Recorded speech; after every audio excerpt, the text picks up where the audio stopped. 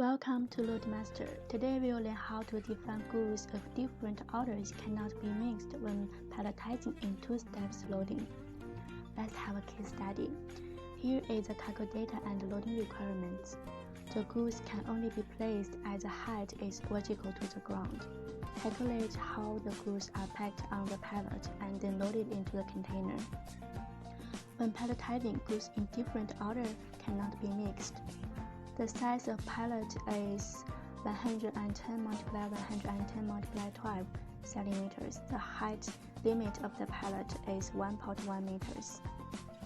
Including the height of pallet itself, calculate how many 20 GP should be used. According to the current loading requirements, the test type 2 steps loading should be selected. Now we enter the basic information page. The items in this page is optional. The user can enter the PO number and order number etc. for later check. Now we come to next stage, Add Cargo. First click Add Cargo to get the Excel template. Here the template is downloaded. After finishing, open it. First we should click Enable Editing and save this template into a certain position in your computer for later use. Here is a template description. You should read it carefully before you fill in the template. After that, you can delete or remove it. We should copy the name, quantity, length, width, and height of the cargo into the template. The order number information can be copied to the description column in this template. Pay attention to the matching of size unit. Weight here refers to the gross weight of a single carton or a box of goods. If the cargo is too light, the weight can be ignored and not filled in, and the system will default the weight value to 1. Then we should define the load orientations. For it is required that cargoes can only be placed at height is vertical to the ground. That is, only stand and stand rotate are allowed. Therefore, we should fill in 0 and allow column of other 4 orientations. 0 means not allow this orientation. Leave it blank or fill in 1 means allow this orientation. Next, we should define the properties for loading. For the goods are required to be palletized and then loaded into the container. Therefore, we should set the attributes under 2-step loading. The intermediate packing method should be set to 1. 0 or blank means that the goods are directly loaded into the container. 1 means that goods are free to choose the appropriate pallet or carton.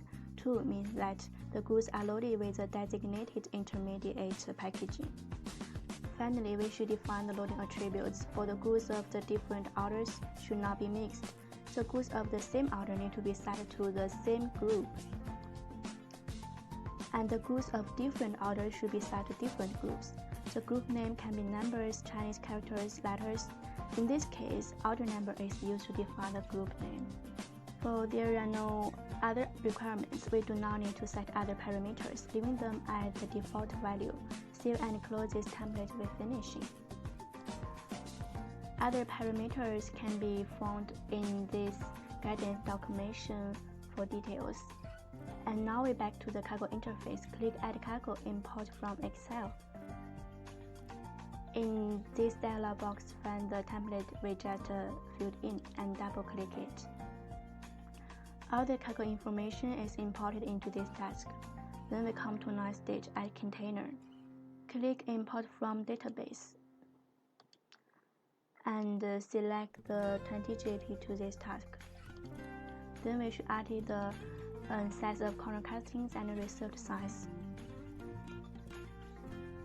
For this case is pallet loading, the height reserved size should be set to 10 centimeters in order to facilitate forklift operations.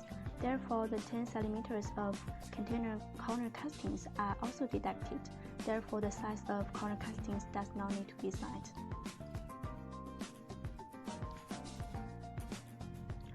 Then we come to next stage, add intermediate containers. Click Add Container and then choose a flat palette. Then we click the plus button to add the attributes of this palette. And then we come to next stage, set loading rules. For there is no special loading demands, we do not need to change the default value in this page. And then come to next stage, set intermediate loading rules. In this case, we should uncheck allow different groups of cargoes to be mixed in one container. Finally, click Optimize to calculate. According to the container list on the left, this batch of goods use 120 GP in final loading stage, and in intermediate load stage, there are 19 pallets to be used. Through the three-dimensional diagram of the cargo statistics on the right side of the diagram, you can see that goods in different orders are not mixed, which fully meets the loading requirements. After the scheme audit is completed, we can click Share Task to get the on-site loading by mobile platforms, and click Generate Loading Report to download the tables we need to make the packing list and custom declaration. More details, please refer to the guidance documentation. Thanks for watching. See you next time.